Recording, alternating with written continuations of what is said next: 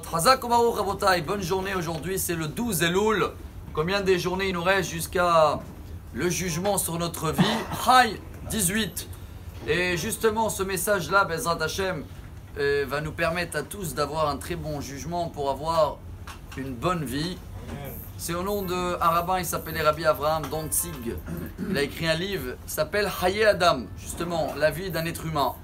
Et il nous apprend que qu'est-ce qu'on doit travailler, surtout dans ces 18 jours qui nous restent, non pas sur les grandes fautes, pas que sur, voilà, Shabbat, on n'a sûrement pas fait très bien les Shabbats dans l'année, et on a mangé pas souvent ce qu'il fallait dans la cache-route.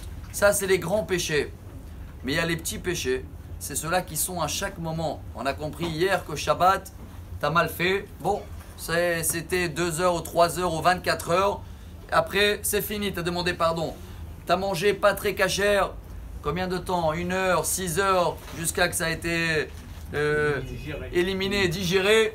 Mais, oh là là, tout ce qui est le travail, la haine, l'orgueil, ça c'est à chaque instant qu'on a ça, c'est des péchés.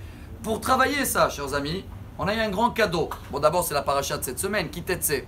Et tout le monde connaît, c'est la guerre, hein, la paracha. Kitetse la milchama aloivecha. Alors l'explication simple, c'est des règles de guerre. Mais moi je sais qu'il y a des gens, même quand ils arrivent dans un restaurant, ils disent c'est la guerre. Oui, à la maison. Donc on peut utiliser le mot la guerre sur plusieurs choses. Dans le Talmud, on va l'utiliser pour la guerre contre le Yetzer Hara. Le Zohar HaKadosh, Rabbi Shimon Bar Yochai, il nous apprend quelque chose de très beau. Cette guerre-là, c'est pas le Yetzer Hara. Il y a une femme prisonnière, hein, c'est marqué comme ça. Tu sortiras à la guerre, tu vas voir une femme, elle est en prison, elle est belle, tu veux te marier avec elle, alors elle doit pleurer pendant 1 mois. C'est qui la prisonnière? Notre Neshama, il dit Rabbi Shimon Bar Yochai. Toute l'année, on l'a chargé avec plein de choses qui sont pas bien, la jalousie, l'orgueil, le machin. Tu as 1 mois cadeau, Yerach Yamim, où tu peux retrouver cette femme-là et elle devient comme le signe du mois d'Elul. C'est quoi? Vierge. Betula. Kadosh Baruch Hu nous a donné un grand cadeau. Mais comment on va réveiller cette Neshama, chers amis? C'est pour ça qu'on sonne en ce moment le chauffard. C'est la Neshama et un cadeau dans le mois d'Elul. Elle peut se réveiller d'un petit son. Mais c'est à une condition. Et on termine avec, c'est royal. La paracha continue d'ici, tu vois le taureau ou l'âne de ton ami qui est perdu. Tu vois un objet perdu, un âne ou un taureau, aide-le à retrouver. C'est qui l'âne et le taureau? C'est des âmes autour de nous qui sont perdues. Il n'y a que du matériel. Homer, Hmar, réveille-leur, partage ce message. Vois qu'ils viennent un peu avec les sons en ce moment de le mois d'Elul. El Nora, Lila, qui sait que ça ne le touche pas dans son âme?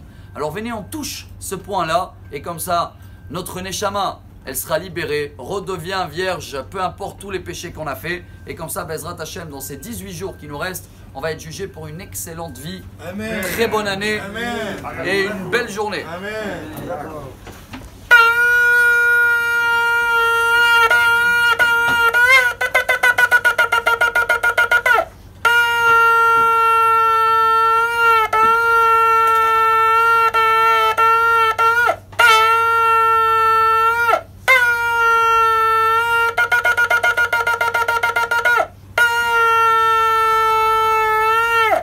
Rabbi Elazar.